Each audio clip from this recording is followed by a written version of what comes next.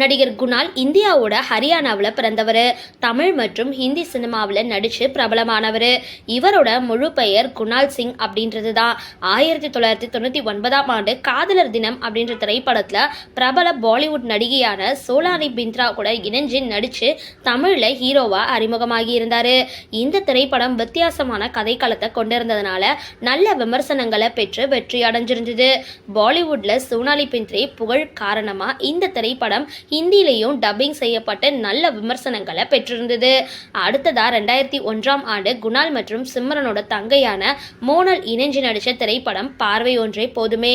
இந்த படம் குணாலுக்கு தமிழ் சினிமாவில் திருப்பு முனையா அமைஞ்சிருந்தது. தொடர்ந்து புன்னகை தேசம், வருஷமெல்லாம் வசந்தம், பேசாத கண்ணும் பேசுமே, எங்கே என் கவிதை, ராகவ லாரன்ஸ் கூட இணைஞ்சு அற்புதம் ஆகிய வெற்றி திரைப்படங்கள்ல நடிச்சு வெகு சில காலத்திலேயே புகழ் அடைஞ்சிருந்தாரு குணால். சில காலகட்டத்துக்கு அப்புறம் சரிவர வாய்ப்பு கிடைக்காத குணால் படங்கள்ல நடிக்காம உதவி எடிட்டரா பணியாற்றிட்டு வந்தாரு மற்றும் தயாரிப்புலையும் களமிறங்கி இருந்தாரு.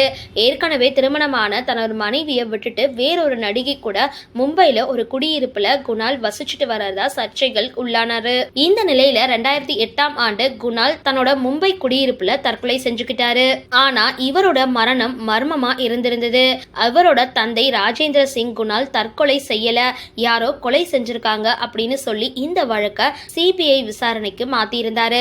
சினிமாவில் நுழைஞ்ச காலகட்டத்துல குணால் மிகப்பெரிய நடிகரா வருவாரு அப்படின்னு எல்லாருமே பேசிட்டு வந்த நிலையில இவரோட மர்மமான இறப்பு எல்லாரையுமே அதிர்ச்சி அடைய வச்சிருந்தது.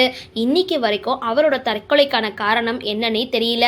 சரி, இந்த வீடியோ பார்த்தா உங்களோட கருத்துக்களை கீழே கமெண்ட் பாக்ஸ்ல போஸ்ட் பண்ணுங்க. வீடியோ பிடிச்சிருந்தா லைக் பண்ணுங்க, ஷேர் பண்ணுங்க. மறக்காம காஃபி டு காரம் சேனலை சப்ஸ்கிரைப் பண்ணுங்க.